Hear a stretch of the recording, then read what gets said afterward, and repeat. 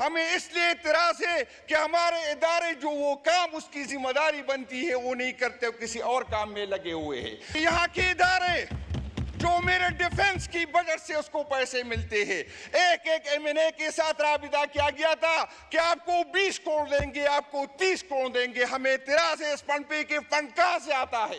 हमें इतराज है कि यहाँ पर 30-40 साल हमारे पुख्तून जो है दर बदर की टोकरे खा रहे हैं। हमें इतराज है कि हमारा बजट तो बढ़ रहा है लेकिन हमें सिक्योरिटी नहीं मिलती, हमारे स्कूल महफूज नहीं है, हमारे हॉस्पिटल महफूज नहीं है, हमारे शहर महफूज नहीं है, हमारे मस्जिदें महफूज नहीं है। तो हमें इस पे इतराज है।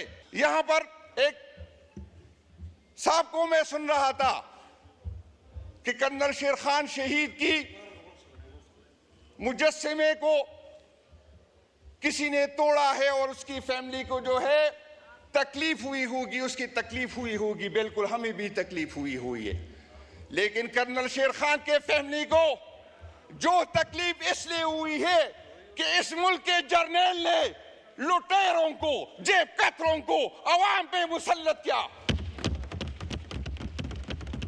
जनरल शेर खान की फैमिली को यह भी तकलीफ हुई थी कि वो जर्नल 12 अरब रुपए के एसेट के साथ जो है वहां पे उसने प्रॉपर्टी बनाई। वो एहसास, वो तकलीफ का एहसास किसी को है? यहां बैठे हुए लोग हमें अखलाकियात की दर्स रहते हैं। ऐ बेशर्मो,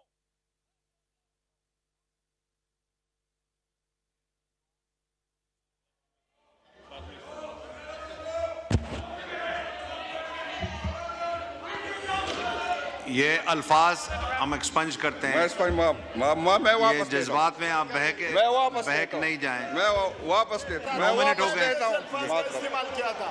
ये अल्फाज इसलिए थे मैंने कि लेकिन मुझे मैं चला क्या है, आप लोगों के लिए नहीं है। मैं माजरत कहता हूँ, जो उसने किया था उसको कहता हूँ। बस मैं छोड़े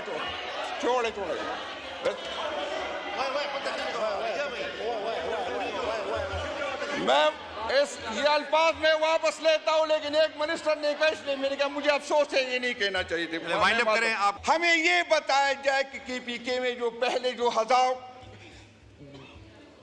20 साल से जो ऑपरेशन उसका रिजल्ट हमें बताया जाए। हम ये कहते हैं कि हमारे सिपाही शहीद होते हैं, हमें भी तकलीफ होती है कि हमारे सिपाही क्यों शहीद होते हैं। लेकिन भाई स्पीकर साहब, जब एक सिपाही फौज में जाता है तो वो शहीद होने के लिए होता है। वो शहीद उसके जहन में होता है कि मैं शहीद होता हूँ, हम उसके जज्बे की कदर करते हैं। लेकिन डिप्टी स्पीकर साहब, मैंने शहीद नहीं होना। मेरे पास बेटा डॉक्टर अमजद की फैमिली ने शहीद नहीं होना था, लेकिन 4 लाशें उन्होंने उठाई। यहाँ पर अगर इदारे के लोग शहीद होते हैं तो हमें उसकी कदर है, लेकिन उसको मेडल मिलता है, उसको पैकेज मिलता है, उसको झंडा मिलता है, उसको सलामी मिलता है। मैं ये हजारों शहीद कहाँ लेके जाऊं? ये पहली दफा देख रहा हूं, सुन रहा हूं कि उस साइड पे बैठे हुए लोग जो हमेशा बजट की तारीफ करते थे, उस साइड पे बैठे हुए लोग इस बजट पे तनकीद कर रहे हैं। और पिछले 3-4 दिन से मैं जो सुनता हूं, मैं जो देखता हूं, एक शेख वकास साहब, कैसर शेख साहब, शायद उसकी मिनिस्ट्री की शरीफ बंदा है, अच्छा बंदा है, शायद मिनिस्ट्री की मजबूरी हो, या फाइनेंस मिनिस्टर साहब से उसकी मेरा ख्याल है इलाके का, या ये मजबूरी हो। एक मेरी बहन ने कोशिश की, एक गुलाम इब्ने गुलाम, उसने इस बजट की तारीफ की और कोशिश की कि अपने आकाओं को खुश करे। बाकी ऐसे किसी मेंबर को उस साइड पे जो बैठे हैं मैंने किसी को नहीं सुना, क्योंकि इस बजट में न तो आवाम के लिए न इस मुल्क के लिए कुछ है। जनाब डिप्टी स्पीकर साहब, इस बजट में 1500 अरब रुपए के नए टैक्स लगा दिए गए हैं। अच्छी बात है, हुकूमत को अपनी रेवेन्यू बढ़ानी चाहिए, लेकिन इस बजट में जो अरबपति करोड़पति लोग हैं उनको रिलीफ दी गई है और टैक्स उन लोगों पे जो ऑलरेडी टैक्स देते हैं, जिसमें अक्सरियत जो है सैलरी वाली क्लास की है, उन लोगों पे टैक्स जो है मजीद बढ़ा दिया गया। जनाब डिप्टी स्पीकर साहब, निगरान हुकूमत जो पीडीएम की सपोर्ट से थी, जिन्होंने किसान को कुचला, जिनकी वजह से किसान आज रो रहा है, इस बजट में उनके लिए कुछ भी नहीं है।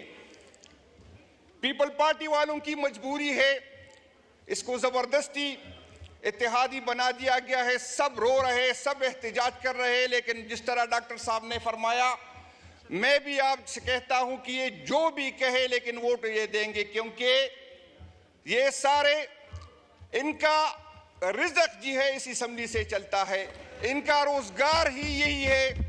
ये कमाते हैं, ये करप्शन करते हैं और अपने बच्चों को खिलाते हैं। इनका इख्तिदार के अलावा कोई गुजारा नहीं है।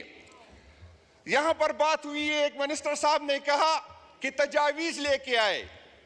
तजावीज तो उन लोगों के पास ली जाती है, हुकूमत वक्त का ये जिम्मेदारी भी है और उसका हक है कि वो बजट बना ले, लेकिन वो हुकूमत वक्त जिनको अवाम की सपोर्ट हो, वो हुकूमत वक्त जो वोट लेके आए हो, ऐसे 547 से बनाई हुई हुकूमत की क्या औकात।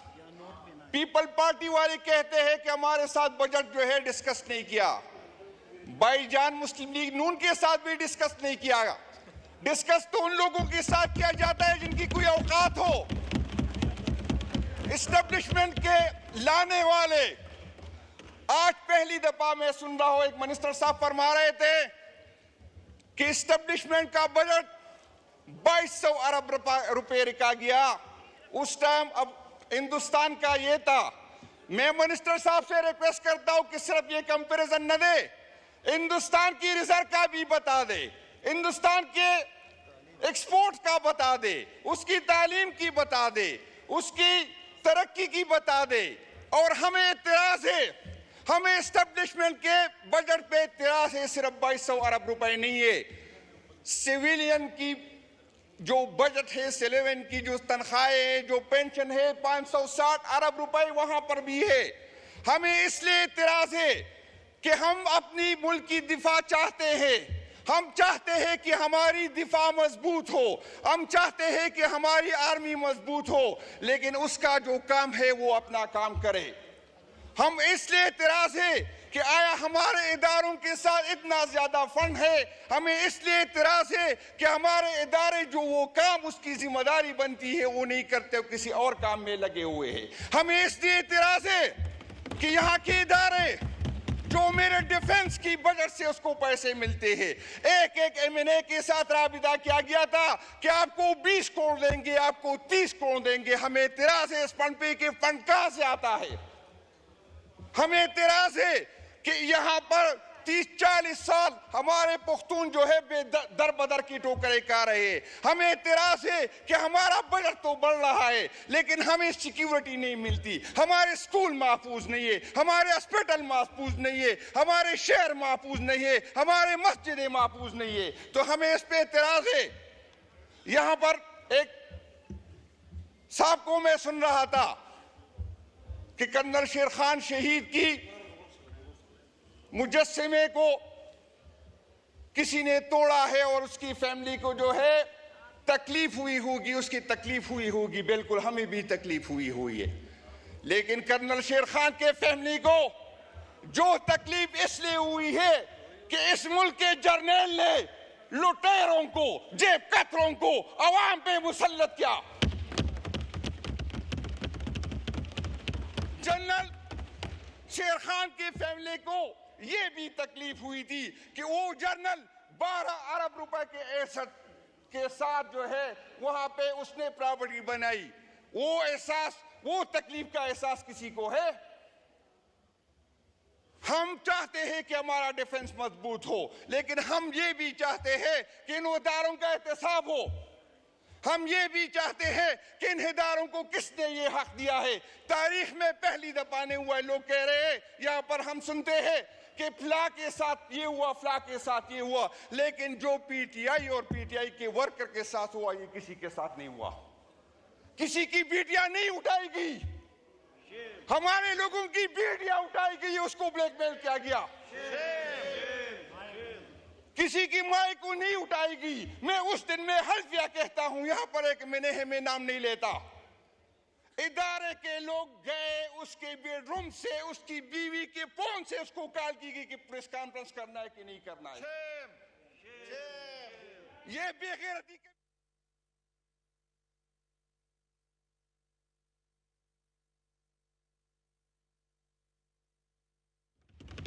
खान के ने आपने 3 जनरेशन जो है कुर्बान करने होंगे, जो हमारी आने वाली नस्ल है उसको समझे, उसको पता है कि इन खानदानों ने मुल्क के साथ क्या किया, उसको पता है कि आप लोगों ने अपनी जात से आपका सोच आगे नहीं बढ़ा और आप लोग इसलिए रिजेक्ट हो गए।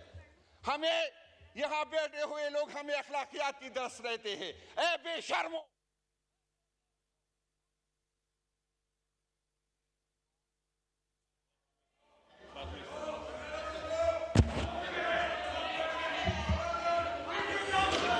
ये अल्फाज हम एक्सपंज करते हैं।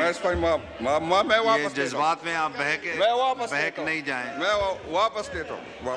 जी वाइंड अप करें, 9 मिनट हो गए। इस्तेमाल किया था। ये अल्फाज इसलिए थे मैंने कि लेकिन मुझे मैं चला गया है, आप लोगों के लिए नहीं है। मैं माजरत कहता हूँ, जो उसने किया था उसको कहता हूँ, बस मैं छोड़े